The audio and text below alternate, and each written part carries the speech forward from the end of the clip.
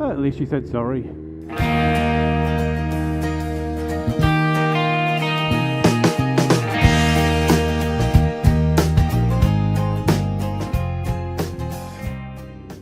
I've been watching a lot of videos recently. Oh, good morning everybody, by the way, Camp Biker here. On the way to get petrol before me and Mrs. C go for a ride to the seaside. Or to the cliff tops anyway, see if we can spot a puffin. Been watching a lot of videos from Dan the fireman, who probably has about 100 times as many subscribers as me, so you'll already know him. He does the analyses of things off Moto Madness and the like.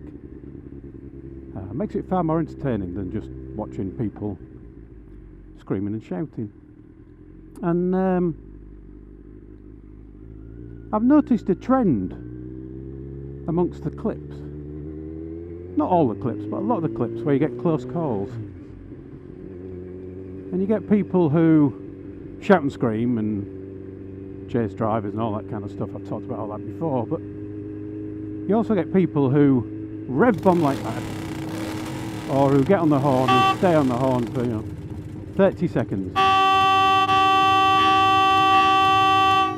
Not to say what the horn is for, which is, excuse me, I'm here, but just to express their anger. And a long time ago I did a video about rev bombing versus using the horn, getting an idea of who uses what and why and all that kind of thing. But over the intervening time, I think I've come to the conclusion that both are useless. Both the horn and the rev bomb are almost useless. I mean, there are certain situations, just a few, where it might be useful, where you think somebody's about to pull out in front of you and you give them a toot just as they start to creep, as opposed to when they're already halfway out. But the ones that I keep seeing with this trend are ones where, as a car is pulling into the side of somebody, or is pulling out in front of somebody, and are already well into that manoeuvre. There's no way they're going to stop, or the chances are they're not going to stop, and the person on the bike then gets on the horn to try and say, I'm here, and you're an idiot, and many other four-letter words. And I wonder whether it's about making videos or whether it's about actually keeping yourself safe, but I'm now of the opinion that it's pointless. And I'll tell you why. Finally, I'll get there in the end. If somebody is pulling out in front of you, let's take that as the example, because that is the most common accident, apparently, is down a road like this, side street like that, somebody doesn't see you and pulls out in front of you.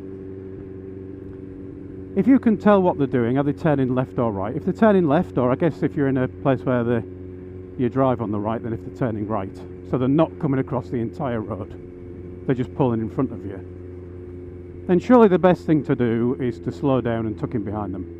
Or if you haven't got space to do that, you can kind of swerve to the right and go past them. Good parking, well done. Wouldn't want to have to walk anywhere, would you?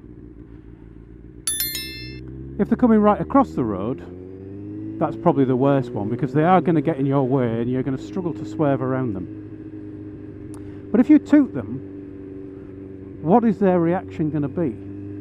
And I would argue that you don't know what their reaction is going to be, because people react in different ways. Some people won't hear you at all. Some people are deaf, and you see a lot of that as well, people not even considering the other person's point of view. But some people are deaf and won't be able to hear you. It doesn't stop them from driving, they're allowed to drive. It's just means that they won't be able to hear you if you're on the horn, so you probably end up, if that's your only defence, crashing into them, and that's not going to help anybody. You might be in the right, but if you're in the right in hospital, that's not a good thing, is it? If you toot them, some people will accelerate.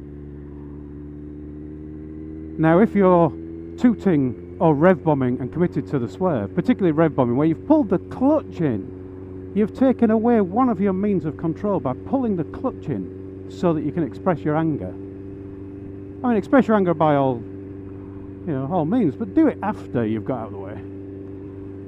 But yeah, if you do that and they're the sort of person who pulls out, at the expense of manoeuvring, you've now got a car right in front of you, going a bit quicker, and you might have lost your escape route. And if they're the kind of person who panics and stamps on the brakes, and you've decided that you're going to swerve behind the person who's pulling out, they might have just stopped you doing that, and now again you've killed your own escape route. So I've started to get to the point now, like with that one at the beginning of this video, that I don't even bother going for the horn in an event where something's happening quickly. If I see somebody at a junction waiting to come out and there's other cars around me and they're probably concentrating on the cars and not me, then I'll get my thumb in position over the horn, ready for the tiny toot. Not the 10-second blast, but the tiny beep beep. And I always follow it up